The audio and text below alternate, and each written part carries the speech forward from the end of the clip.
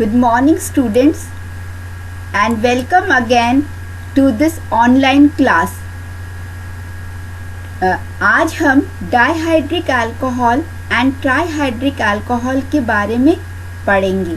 Dihydric alcohol means दो OH group carbon atom के साथ जुड़ा हुआ है. Dihydric alcohol 3 OH group 3 carbon atom के साथ जुड़ा हुआ है. डाइहाइड्रिक अल्कोहल का general formula CH2 whole N OH whole twice है. N यहाँ पे 2, 3, 4 एसेट्रा. ये स्वीट इन टेस्ट होते हैं और इनको हम ग्लाइकॉल्स कहते हैं. Depending upon the relative position of the 2 hydroxyl group we can classify them as alpha, beta, gamma and omega glycols. Nomenclature इस कॉमन सिस्टम में अल्फा ग्लाइकॉल को हम ग्लाइकॉल एल्कीन के नाम के बाद जोड़कर कहते हैं. In contrast to beta, gamma, omega glycols they are named as the corresponding polymethylene glycols.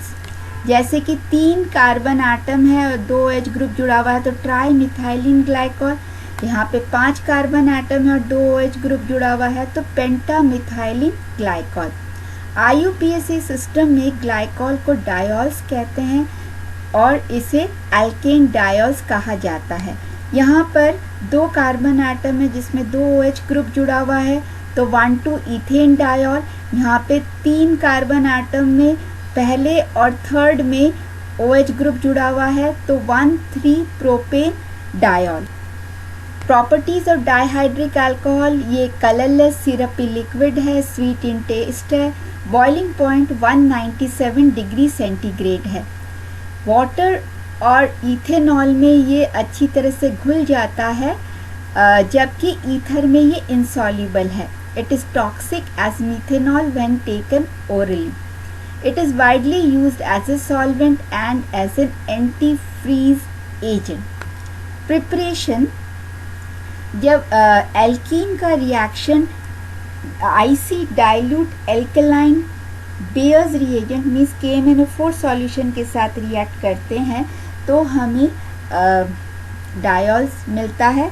तो यहाँ पर सबसे पहले एक इंटरमीडिएट साइक्लिक पर मैग्नेट बनता है और उस एस्टर बनता है और उसके बाद जो है हमें ग्लाइकॉल मिलता है. ये सिस और ट्रांस डायोल दोनों प्रकार के बन सकते. रिएक्शन या oxidation in presence of silver. Alkene का जब ऑक्सीडेशन करते हैं सिल्वर कैटलिस्ट के प्रेजेंस में 200 to 400 डिग्री सेंटीग्रेड में तो हमें इथाइलिन ऑक्साइड मिलता है और उसका फर्दर हाइड्रोलिसिस करते हैं एसिड हाइड्रोलिसिस तो हमें ग्लाइकॉल मिलता है. इसको इंडस्ट्रियल मेथड में प्रिपरेशन के लिए HOCl के साथ एल्कीन का रिएक्शन करते हैं तो ये एल्कीन क्लोरोहाइड्रीन बनता है और उसका फर्दर जो है सोडियम बाइकार्बोनेट के साथ रिएक्शन होने पर हमें ग्लाइकॉल मिलता है. लेबोरेटरी मेथड में 1,2 डाइब्रोमो इथेन का रिएक्शन सोडियम कार्बोनेट और वाटर के साथ करते हैं या फिर पोटाशियम के सॉल्ट के साथ हम इसका रिएक्शन करते हैं तो हमें ग्लाइकॉल प्राप्त होता है और इस रिएक्शन में फर्दर जो है अल्कली के साथ hydrolysis. Properties of dihydric alcohol. Oxidation reaction, glycol को ऑक्सीडाइज करते हैं तो पायरुविक एसिड मिलता है. जब डाइल्यूट नाइट्रिक एसिड के साथ इसका ऑक्सीडेशन करते हैं तो डिफरेंट प्रोडक्ट्स मिलता है. ग्लाइकॉल का ऑक्सीडेशन करने पर ग्लाइकॉल एल्डिहाइड, उसका फर्दर ऑक्सीडेशन से ग्लाइकोलिक एसिड, फिर oxalic acid and finally oxalic acid. जब इसका ग्लाइकॉल का ऑक्सीडेशन करते तो ग्लाइकॉल एल्डिहाइड जो बनता है उसको फर्दर ऑक्सीडेशन करेंगे तो ये 2 प्रोडक्ट दे सकता है. 2 तरह से इसका ऑक्सीडेशन हो सकता है, या तो वो ग्लाइकोलिक एसिड बनाता है या फिर ये ग्लाइऑक्सिल बनाता है. ग्लाइऑक्सिल का फर्दर ऑक्सीडेशन करेंगे तो glyoxalic acid they. Aqueous solution of periodic acid के साथ जब ग्लाइकॉल रिएक्शन होता है तो यहाँ पर कार्बन कार्बन के बीच का जो बॉन्ड है वो टूट जाता है, इसलिए इस रिएक्शन को ग्लाइकॉल फिशन कहा जाता है। इस रिएक्शन में एक वाटर मॉलिक्यूल निकल जाता है और दो कार्बन एटम के बीच का बॉन्ड टूट जाता है और हमें जो है एक दो मॉलिक्यूल ऑफ एल्डिहाइड मिलता है, फॉर्मल्डिहाइड मिलता है। मैकेनिज्म में ये सबसे पहले एक 5 मेंबर्ड साइक्लिक एस्टर बनाता है और इस इंटरमीडिएट एस्टर बनाता है जो कि ऑक्सीडेशन रिडक्शन प्रोसेस करके दोनों कार्बन एटम के बॉन्ड तोड़ के हमें फॉर्मल्डिहाइड और HiO3 आयोडिक एसिड देता है।